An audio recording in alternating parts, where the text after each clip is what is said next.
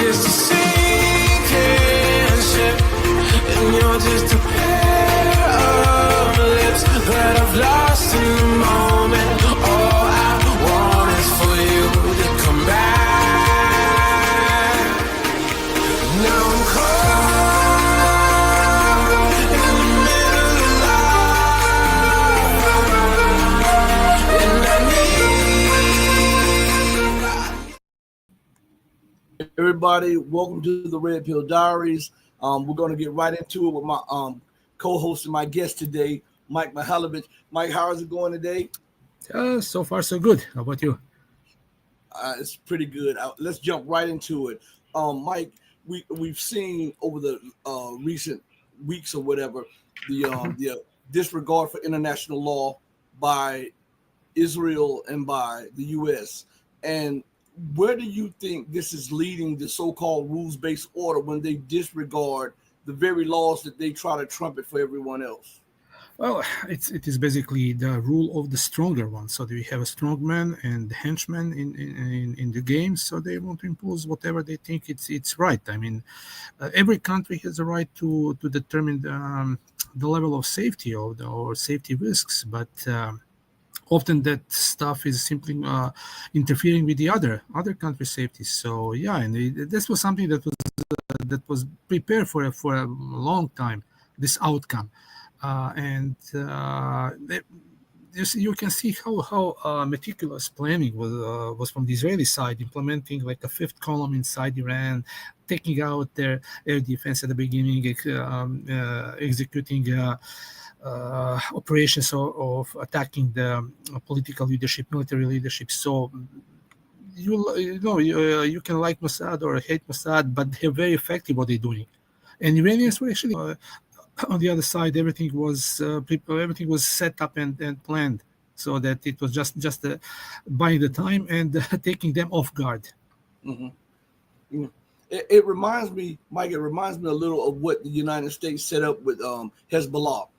Pretending to come to some agreement, all while feeding intelligence to Israel, all while feeding weapons to Israel. And then when they supposedly are near an agreement and the guard is let down, then they try to decapitate the leadership.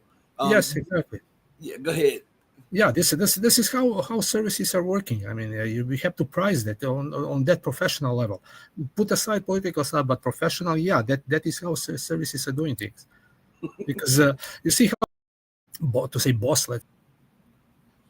But isn't it kind of strange that no international journalists have questioned the United States and Israel on this fact here publicly? Bringing charges against them by violating the very laws that they claim to champion, which the threatening, not only the threatening, but the illegal attack.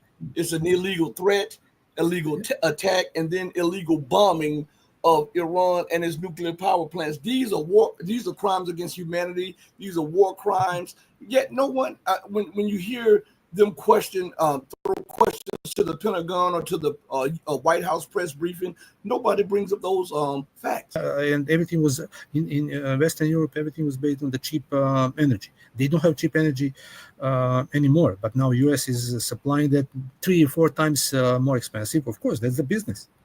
We are friends, but our wallets are not. So that's the point. So somebody's making money, and who is making money? Who's benefiting from all of that? There's the one who pulling the strings. Europeans are just a pawns. It's like a former imperial powers that still trying to look like they're on the cheap raw material. There is no more cheap raw material, and standard is going to fall down. More refugees, more immigrants, more interior clashes, and Europe is.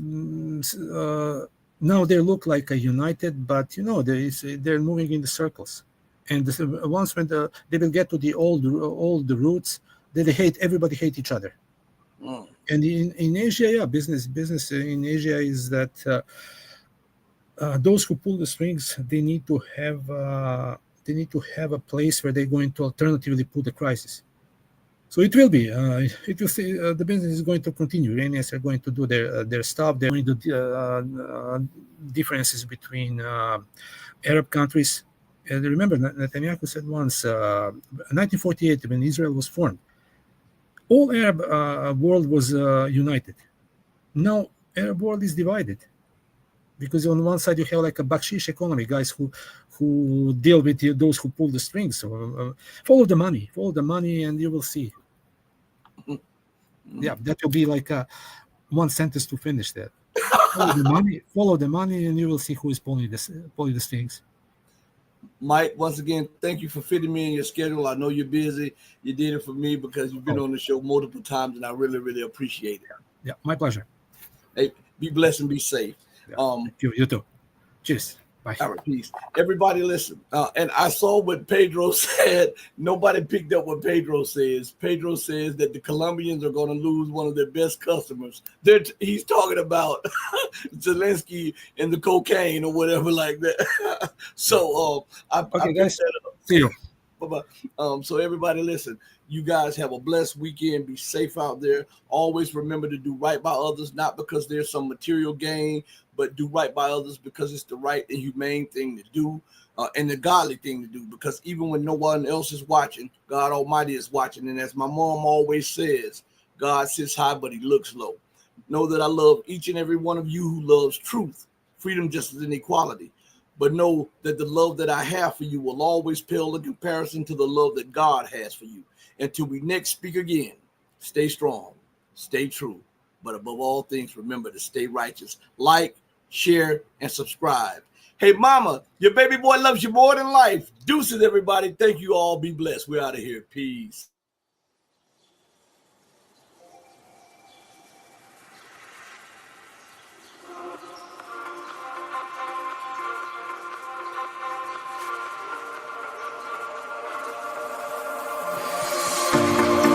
Told you to walk away. That was my first and last mistake. I'm blue without your face. But what can I do? 'Cause I'm just a sinking ship, and you're just a